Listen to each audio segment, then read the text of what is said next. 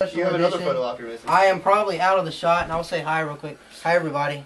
I'm out of the shot today, but anyway. We have special guests and good friends from Ohio, the Rose Hill Band. Woo! Say hello, everyone. Hello, everyone. There we go.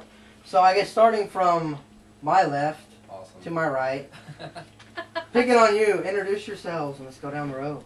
Just names? Names, position of band, Okay. whatever you want to talk about. Steve, keyboard. Guitar.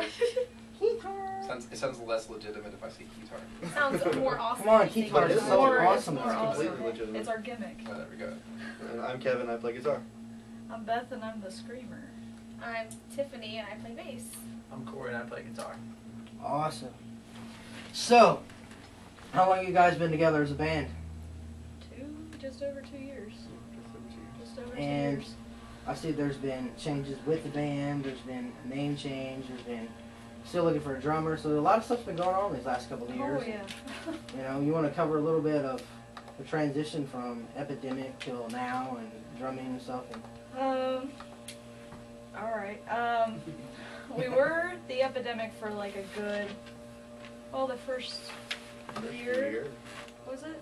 First year and a half? Probably, yeah. And we were the Epidemic for a year and a half.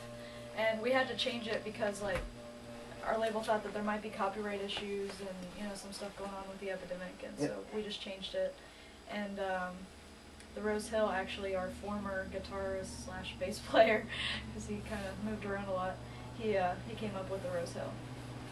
And we put a meaning behind it, which is Rose is a symbol of Christ and Hill is Caverley Hill, so it's basically love of the cross. So, and we've been the Rose Hill since April. Is that right? Somewhere April. Yeah, it's right around April. Yeah, because we got signed in April. So. you want to tell the story about how you got signed? Yeah. And who you got signed with, and how we all know Jason. And Do you want to tell it? I don't care. yeah, it's your turn. That was bad. It's my turn. I'm a bad storyteller too. Oh, no. Kind of a longish story. It's Friday morning. I'm sitting at work and I just randomly checked the band MySpace and I see a message from a guy Neil at a church in Jeffersonville, Indiana, the Faith Family Church, and he says, "I got an opening spot tonight. We had a last-minute show. You know, we put together about a week ago. Band coming through needed a show because their show dropped, and now I had another band drop on me, and I need another spot. Can you guys fill it?" And I was like, "Well, how far is that?" It was about 3 hours away for us, and I was like, "Well, let me get a hold of everybody. They're probably still asleep." So it's about 10 o'clock, the day of the show, and I get a hold of everybody. I was like, yeah, I guess we can do it. It's going to be a long stretch.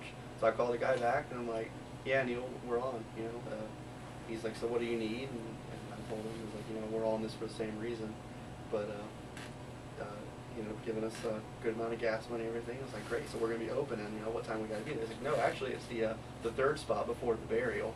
We're like, "Right before the burial? Seriously? This is awesome." So everybody gets off work, we rush, we get there, we load in, and the burial comes and asks us, "Guys, you guys want us to play like right now?" I mean, since you guys just got here, we're like, no guys, like we can't follow up to you. And we ended up loading up playing right as we got there. And in between each song, the bass player Jake from the burial was talking to our former guitarist Keith. In between each song, he's like, "Are you guys signed?" He's like, "No, dude, we're not." The next song passed. He's like, "Do you want to be?" He's like, "Dude, shut up, quit pulling my leg." Like, we still to this day don't think that we're at that point, but it's a blessing to be where we're at. And after the show, we played. They're like, "This is the VP of our record label, Tony, Sacred Saint Records." We're like, "Okay." He's like, "Oh, well, I'd like to talk to you." So from there on, we just kind of built a relationship. Talked, had a great prayer before we left and everything. We about a month later we got contracted and everything and moved forward from there. So we owe a lot to the burial. That was in February, but we didn't officially until like a press release was out in April. So that's it. I mean, there was like a month and a half there where we were like, you know, still kind of pondering it, but we were ready to. So it was official in April. Outstanding. And I have a partnership with him too, you know, through, I saw that you guys here, of course a couple of the guys that we do more apparel and stuff, and I think what Jason and the guys are doing at the record label is just outstanding, you know, trying to reach people, you know, Christ with the edge, and still, you know, being relevant to what's today in society, but at the same point, you got a message in there. Right. And, you know, you guys are about the message. And I use this term not loosely, but not what you hear in the music world, missionary. Because you're like mission-minded. You have like a set goal, you have a plan. You know, your music has like that style, you know, a harder style, plus you know, have the whole backing of Christ, plus you also want to have the worship going on. So I can see, based on what I read and what I know about you guys, that not only could you sit there and throw out a metal thrash headbanging concert to someone passed out, you could probably throw out a worship album. I can see that. I can sense that off you guys. I can tell that the Christ is in your life. I can see it in the light of your eyes. It's not the reflection of the light in the room, but it's actually something that you could really see. You can tell the kind of demeanor you are, you know. If it was just a regular, you know, straight up secular metal band coming in here, you would tell a different story. There would be a different way you would treat and act yourselves and act differently. And you guys are totally coming off of the whole truth. I want to cover your experience with Cornerstone and how did you get to Cornerstone. And I know you're going to go to Cornerstone, you know, this coming year for 210. But how did all that come into play? Oh man. Well, us three have been, and they have not. They have not. So this year's going to be their first year with us at Cornerstone, full out. We went to Cornerstone for the first time as a band. Gosh, what was last year? Okay, so 2008, right? 2008 Cornerstone. Yeah. So we went to Cornerstone. We only went 3 days the first time. Mm-hmm. And we had no idea what to expect, and we were so unprepared. It wasn't even funny, because it's, you know, 6 days of showering in a shower house and just gravel and camping out. You know, and there's like hundreds of thousands of people, I guess. I don't even know how many people come to Cornerstone, but we went the first year, like I said, and we were so unprepared.